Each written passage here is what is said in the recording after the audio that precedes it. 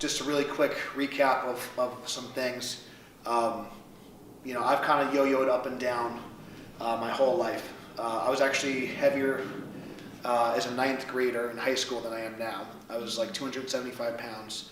I got down to like as low as like 180, 185, just wrestling and just eating. And I kind of just, it was mostly calorie restriction. I would just kind of eat a light lunch, light breakfast, and I would just eat whatever like my mom cooked for dinner. But I trained really hard. I started competing in a 198-pound weight class in powerlifting at 18 years old. And then I was doing well. I still had a lot of body image issues. I thought I was fatter than I was, and when I look at pictures of what I looked like in college, I was pretty lean, and I was like even thin and in good shape, and I just had this like morphed sense of like what I looked like. I was still like kind of like internally like that fat kid. So that was like kind of damaging. And then at the time, I just really fell in love with powerlifting, and the information at the time was just get big, just put on weight. And I started to put on weight quicker than I should have. And I ballooned, I got all the way up to 340 at my heaviest. And that was actually like a little over 7 years ago when I opened up the business. It was very stressful. I was working multiple jobs. It was a lot. And I put the business and everything else in front of my health, which was not good. I'm trying to think of the exact timeline. Maybe it was like 2013, probably 2013. I hired a coach.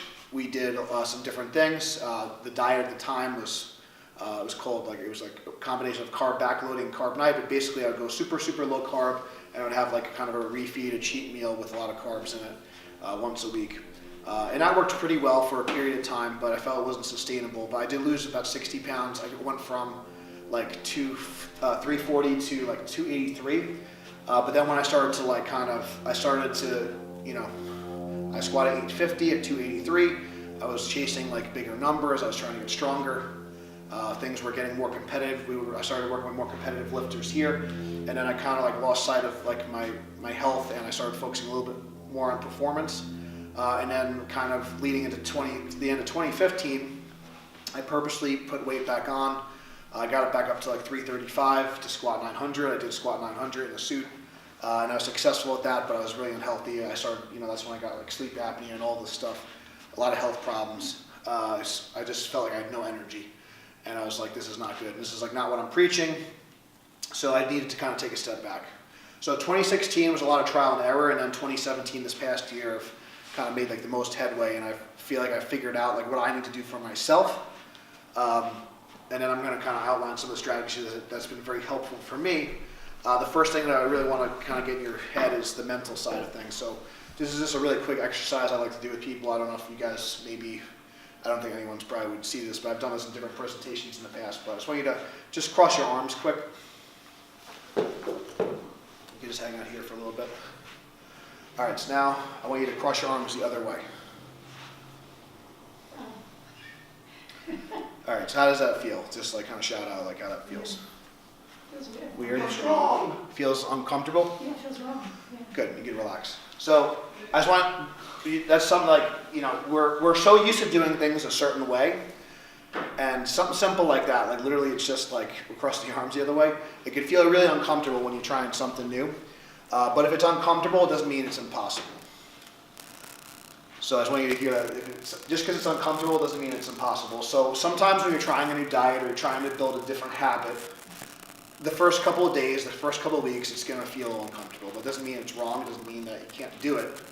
And I think that's kind of, if I could harp on anything today, if you learn anything today, just understand. And I'm sure if the longer you kept, you could try it again. Cross your arms the other way again. The longer you keep your arms there, it's going to probably start to feel a little bit better and a little bit more natural. But the initial like change is uncomfortable. But the longer you keep yourself there, and you can relax again. The longer you keep yourself there, you kind of get used to it. So I know sometimes it's like initially maybe you're going to get a lot of these cravings. Like let's say if you're having a lot of sugar, like for me, like I've almost exclusively cut out sugar from my diet completely, and I don't really get like the cravings of sweets and stuff anymore because I'm not like I'm not burning sugar. Like my body's used to like just living without it. So I'm not getting those cravings and stuff anymore. But when you kind of like quit something cold turkey, whether it's food or anything else, that can be really problematic. So I just think that's really important. That mental state is like huge. You have to believe in yourself. You have to be committed. You have to like trust in the process. So a couple of things that's really been helping me, and this isn't like, I will like plug it, but one of the things that's been helping me to down-regulate a little bit is doing some like yoga and meditation. So if you guys haven't tried like the yoga here like Wednesday nights, if that does fit your schedule, I highly recommend you just give it a shot. So for me, meditation was something that was very hard for me to just kind of do myself. So doing like the light yoga, like the restorative yoga and things like that, has helped me kind of get in tune more internally, help my breathing. And the reason I think that it's really beneficial, there's really two types of states you could be in. You could be in a parasympathetic state, or you could be in a sympathetic state. So basically, one is fight and flight, and one is like rest and digest. So when we're attacking weights, when we're getting in a fight, when we're getting in an argument, we're doing all the stuff, that is more of that fight or flight, the parasympathetic nervous system. Sympathetic nervous system, and then we want to get more parasympathetic. We want to kind of down-regulate. So doing activities like meditation and yoga, and we'll try a little box breathing if you guys aren't familiar with that. I think that's a good kind of starting point. You want to do things that kind of de-stress your body. If we're always stressed, even if it's good stress, like weightlifting is a good stress, but it's still stress. You need to like learn to turn off. Especially as like New Yorkers and stuff, we're always on the go, we're always hyped, we always got the next thing, we're busy, we're doing this. We never take a time to just like kind of turn off and like chill out. So if your stress is like super high, it doesn't really matter how good your nutrition is, how good your training program is. If you're like just like a nervous wreck all the time, or if you're like really worried, am I doing the right thing? Am I doing all this stuff?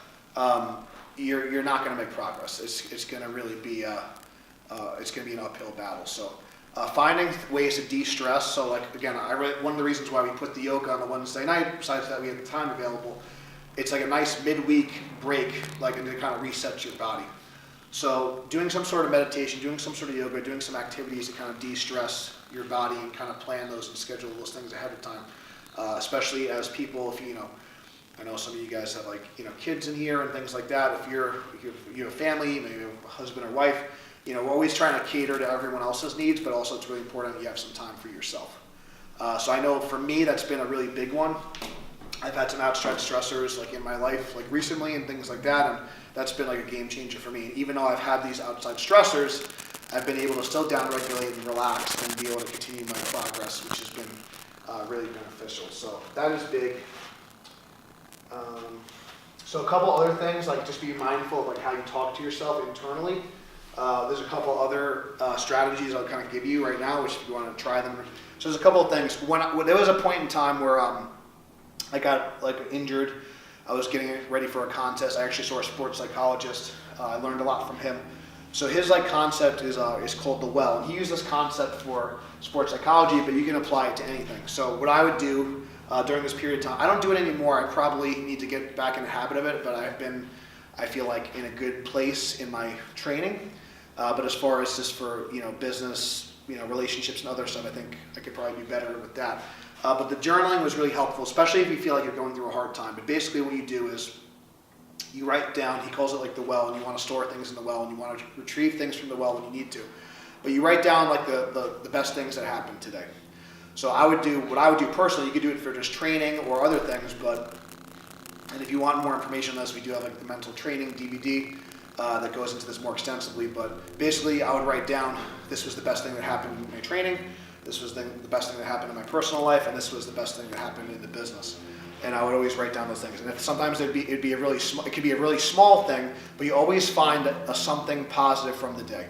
Even if you had the worst day ever, try and pick up the positive things. And the reason I would do that right before bed is you're kind of ending the day on a positive note. No matter how crappy the day was, you kind of find those things. You see that light, and you kind of end the day on something positive. Another thing you do to start the day, a lot of people do like gratitude and stuff, like what are you grateful for? Just think about when you're meditating, something you're grateful for, like when you wake up, and things like that. So if you can start the day and end the day on something positive, everything in between is going to start to like get better. okay? And I don't think a lot of people talk about this stuff enough, but if you could start your day and end your day on something positive, everything else in between is going to be a lot better, okay? So that stuff is huge. Other things I think is important, which again, we have a lot of like kind of resources and information on this, but like I said, in that mental training DVD, we go a little bit deeper into the stuff. Goal setting I think is really important, but there's a fine line between being really romantic about certain numbers. This goes for weightlifting and weight loss. I think it's important to have a target, but then you need to be, once you have the target, you need to be more focused on the process itself, and we're going to talk a lot about the process. So for me, like I set a goal that I want to be 255 at the beginning of March, and I was successful in that goal. I do this with lifting and stuff. I have my lifting goals, what I want to hit for my next competition. It gives you something to aim for. We always talk about, you wouldn't just get in, we use the analogy of like driving. You wouldn't just like get in a car and start driving. You'd pick out your destination first, right? So you know where you're going, and then you can figure out what the directions are. And the GPS is kind of like your coach. It's going to recalculate and re-navigate when there's a roadblock or traffic. We're going to try and go a different way. So you have this like destination, and you have these directions, but it's okay to reroute. It's okay to, maybe it takes you a little bit longer than you expected, right? Maybe, you know, I thought it was going to take me an hour, but then there was traffic, and it took me 3 hours. But you still get to the destination at the end of the day. And that's the most important thing. So the amount of time it takes is not as important as the fact that you have a target and you're working towards getting there, and then you're just going to focus on the process. You don't just quit like while you're on your journey. We always use the analogy SMART, so specific, measurable, attainable, and then you want a time frame, and then the reason. So that's the R. So you want specific, measurable, attainable. You need a reason for the goal, and you need a time frame. I like to recommend you go a little bit. You need to pick a goal that you believe you can attain, but also like a little. It should be a little uncomfortable. It should be a little uncomfortable. You know, I've had a lot of things, especially with lifting and stuff, and even finances and stuff. Like a lot of times, it's scary how close that like the numbers you pick like they'll become. Like I said, I was I have to look at my phone, but I made a post about it. But like I wrote down months ago, I'm gonna be 255 on like March 1st, and it was like I was like 254 or like it was no, I'm sorry, I was like 250. I think I was like a little bit over. I was like 256 or something. It was like almost exactly the number I picked, and it's like it was random. You know, it was like I was like, wow, this is like pretty crazy. And that happened, and it's happened a lot with like lifting and things like that. And even like, so like the thing is, I remember the post now. I think I was like 256, and I'm like, I can consider this a failure because my goal was 255, or I can consider this a win because I made forward progress. And a lot of people have they would think that they would say it's a failure, even though, but it's like that's like not the point. So like the target is just something to reach. It's the carrot that's you're kind of reaching for. So that's why I think the target's important. Like don't get so romantic about like the number, but just have something to shoot for. It's just a different mindset.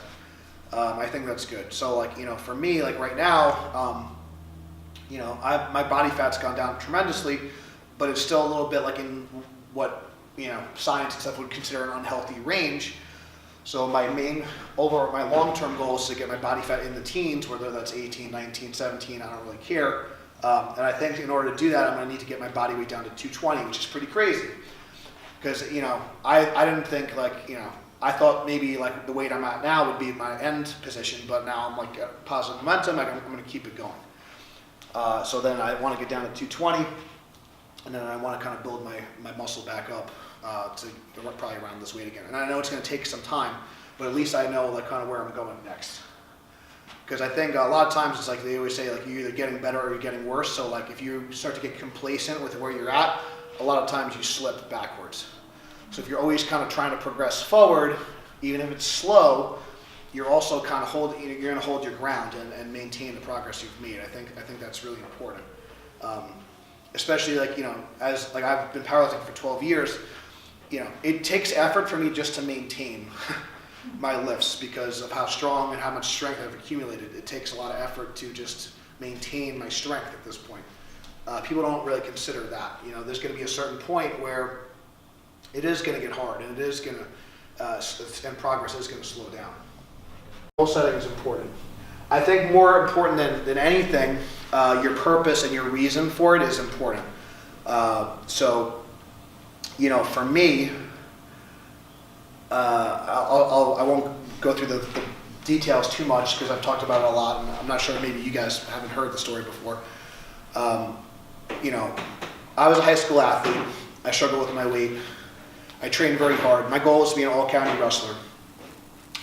And I got injured. I tore my hamstring my senior year, and I was basically wrestling on one leg. I came back it was during football, and I came back early to football, so I was kind of like not 100%.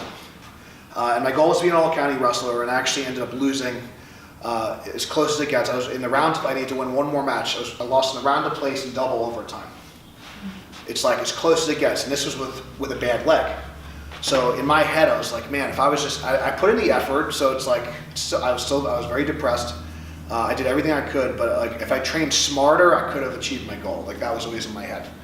And that was when I decided that I wanted to be a coach, and I started helping out with my kid wrestling program even when I was in high school. And I never wanted any of the kids to feel like what I felt, because I knew that since I made those mistakes, it wasn't effort, it wasn't lack of effort. I put in a ton of effort. I was going to morning wrestling, I was lifting afterwards, I was eating good, I was running, I was doing everything my coach asked me to. But I was training stupid, I was training too hard, I wasn't doing the right things, I wasn't paying attention to technique with my lifting and things like that. And that's why if you go on the other wall, I started out almost like training exclusively wrestlers and football players, because I wanted to kind of make sure they weren't making the mistakes that I made. And that was like my driving force.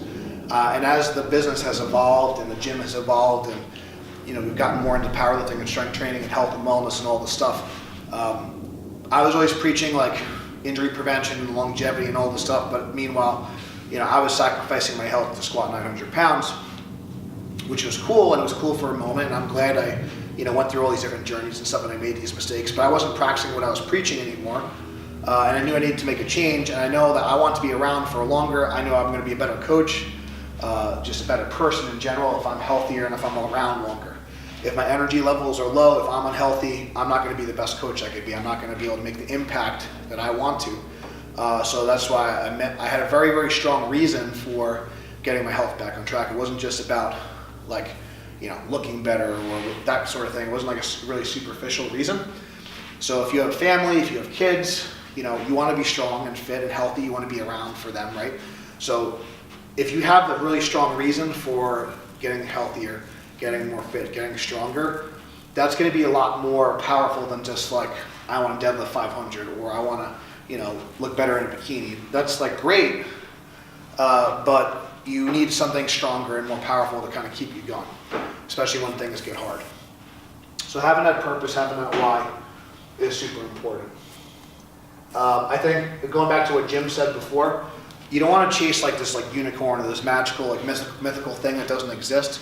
Make sure like you really have a concrete goal and you have a good reason for it, and it really means something to you.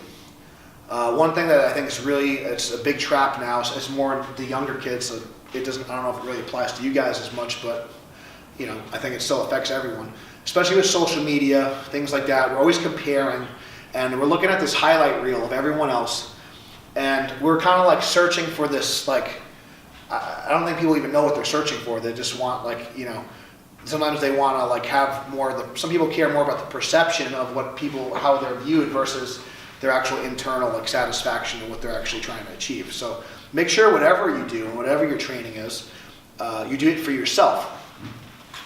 You do it for yourself.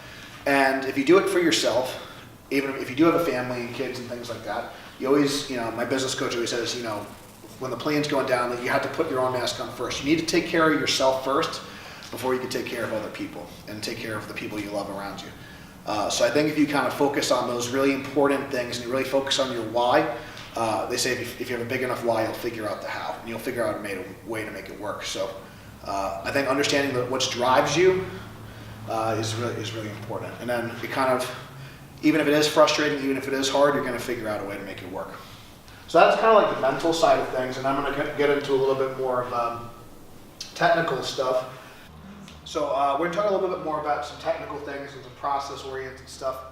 So first thing I just want to talk about is just some macronutrients and some of the differences and things. So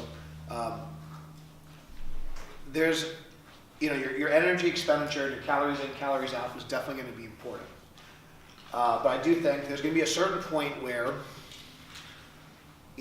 like for me, like I'm not going to like count calories all the time. I'm not going to like log everything in MyFitnessPal.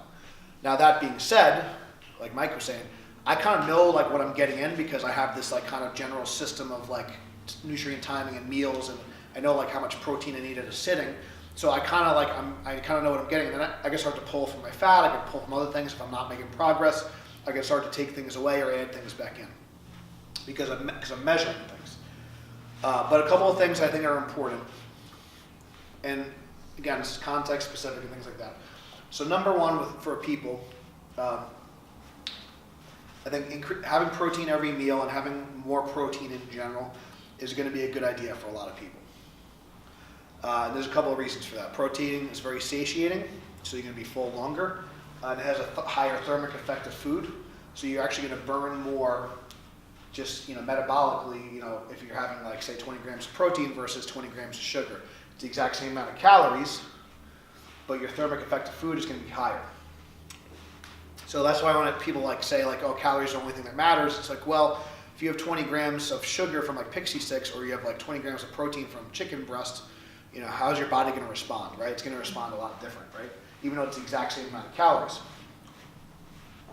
When it comes to carbohydrate, I think carbohydrates, there's been a lot of, talk about keto and things like that and low carb. And I think it really depends on how you process things, and you need to experiment a little bit.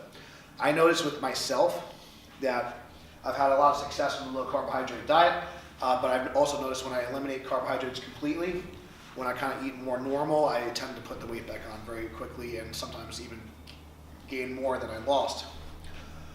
So what's really helped me is, and again, the nutrient timing is not as important, but I found that I made a rule for myself, and this is what's worked for me, that I'm only going to have carbohydrates around my training time. That's my rule. I don't break it. It makes it very easy to make decisions when I'm out to eat. If I didn't work out like right before, I'm not going to have carbs. I'm not going to have bread. I'm not going to have croutons. It just makes it very simple. So I could still be social. I could have a salad or whatever. I could have a steak and veggies. But it just makes it, and since I know that's my rule, it's going to help my decision-making process, because if you have to make more decisions, that's more stress for you. If you have to think about it, if you're stressing over it, that's going to be bad for, weight loss in general. If you're stressing about what you're going to eat out or what you're going to do at, a social gathering and things like that, so even like last night I watched some UFC fights with some friends. They had some like cheese and crackers and stuff. It wasn't around a training time. I had a little cheese. Didn't kill me, but I didn't have the crackers, So it was like I could have like not had the cheese also, but I was like, yeah, I'll have a little cheese. It didn't kill me, and I was still able to be on track, and my weight was fine today.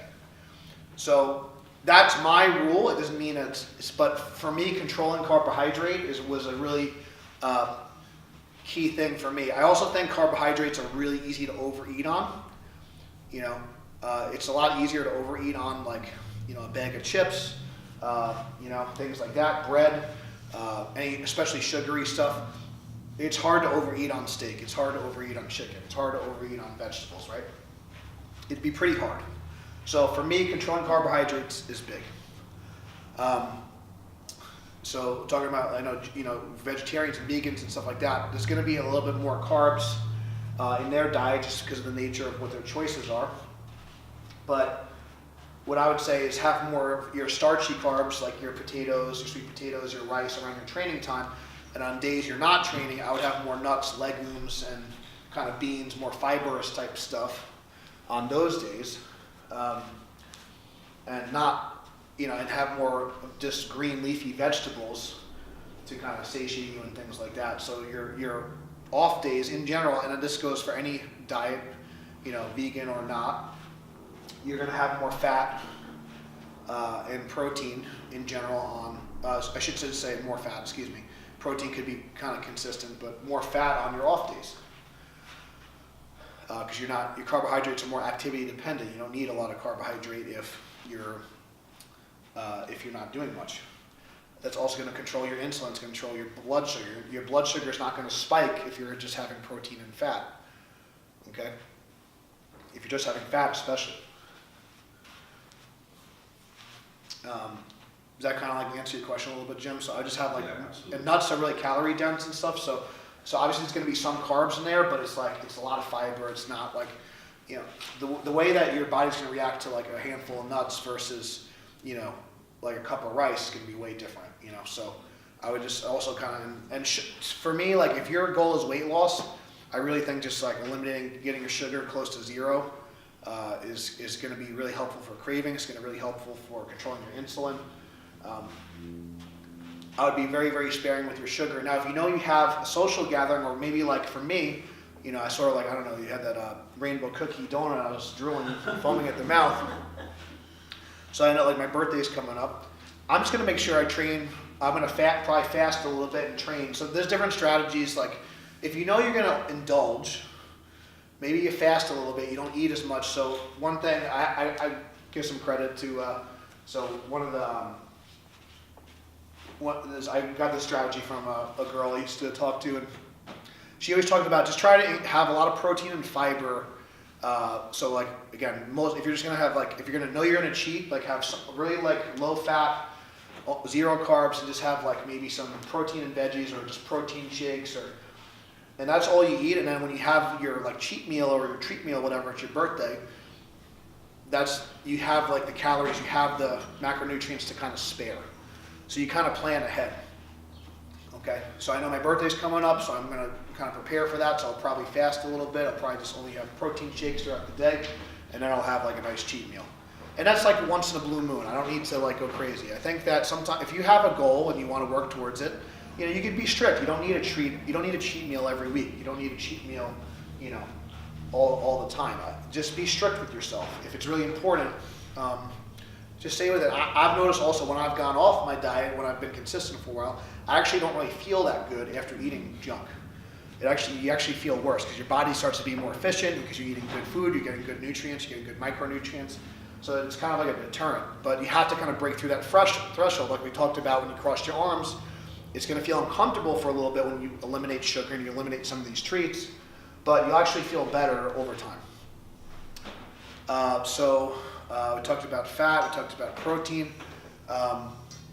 Yeah, I really think that for most people, because I feel like carbohydrates are hidden in everything, there's, you know, fructose syrup and your pasta sauce and all this stuff. Like they put sugar in all these things because it makes it more addictive. It makes you want to eat again. So just be really careful with like, you know, things like that. In general, if you stick with protein and produce, you can't really go wrong. You know, shop on the outside of the food aisles, you know. So again, our protein, carbs, fat, they're all good. You just want to use them when it's appropriate.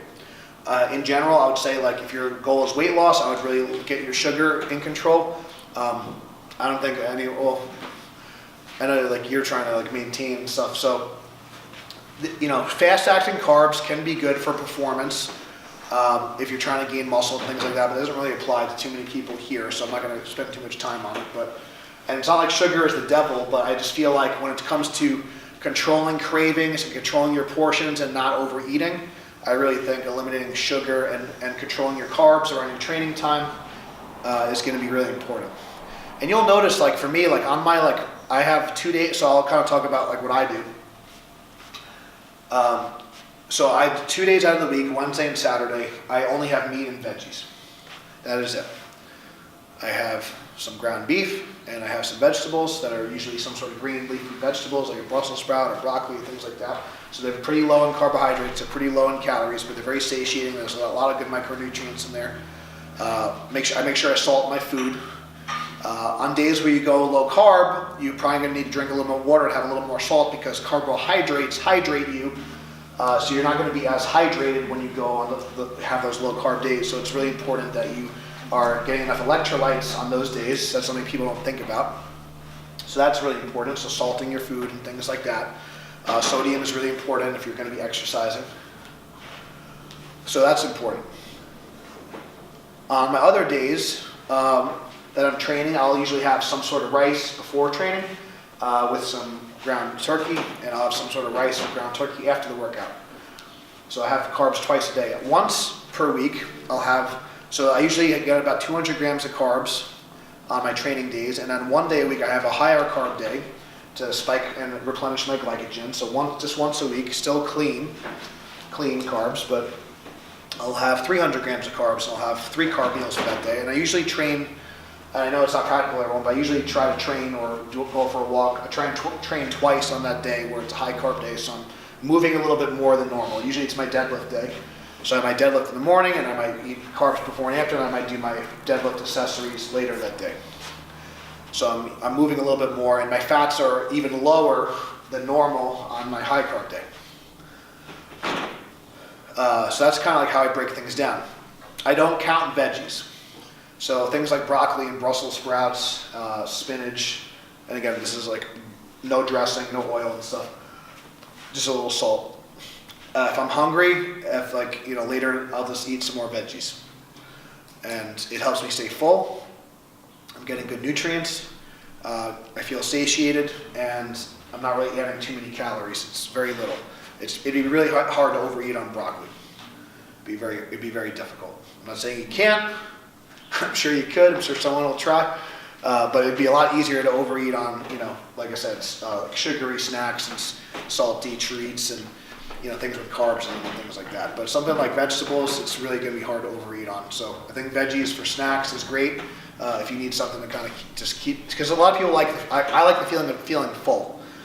I feel like satisfied, I feel good. So eating like some more vegetables. I also think it's important to, when we talk about veggies and things like that, just pay attention to how you feel after you eat it. If you feel really bloated, if you don't feel good, maybe you don't digest that food really well. So just kind of take notes of things like that.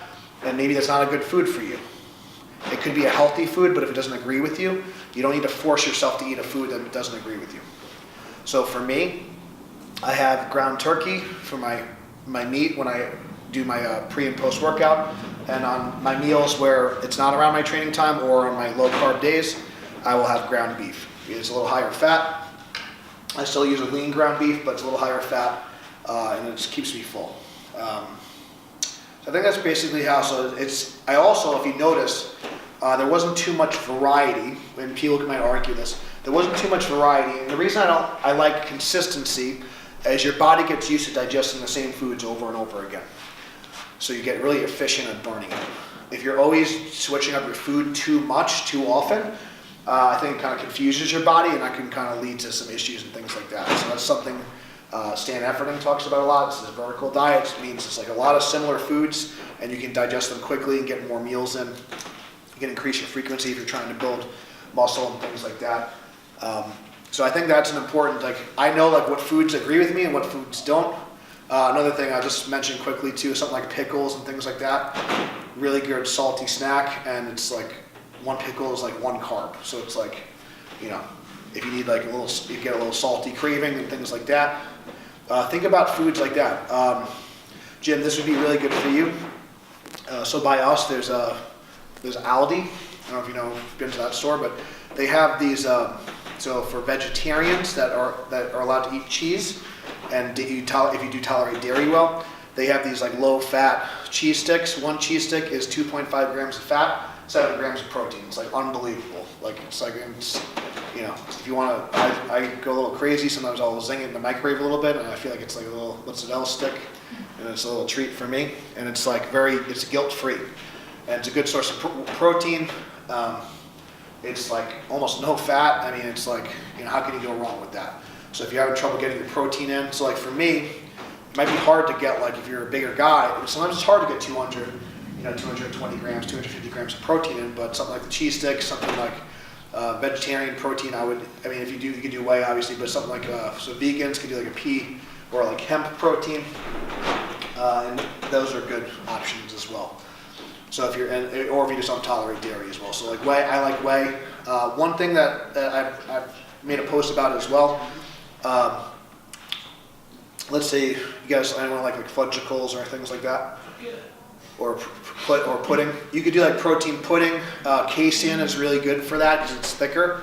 One thing I've been doing with whey protein is I put it in a little Tupperware and I actually freeze it. So it's a little square sheet, and it's and I crack it open and it's a fudgicle, so it freezes. And so instead of drinking my protein shake, I'll eat that protein fudgicle. and it's more like satiating than just drinking it. So if you're trying to lose weight, if you're trying to gain weight, drinking your calories is great because you can digest it quicker. But if you're like, I'm like, I want to eat something, I'd rather eat something than drink something, making a protein pudding or the fudgesicle, like with the protein, I'm getting 40 grams of protein from it, and it's like maybe 6 carbs. It's great, like that's a great like post-workout snack. So you could just use protein powder to make pudding or the fudgesicle, you could pop that in the freezer.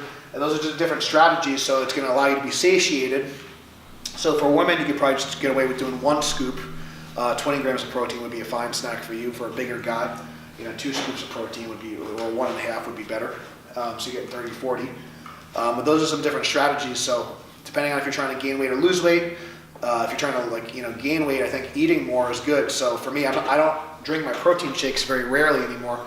I'm gonna eat like a protein pudding or a fudgesicle protein concoction, and then kind of do that so I can get that more. It feels like I'm eating and it's like, oh, I'm eating like a chocolate treat. It's like a mental thing like that.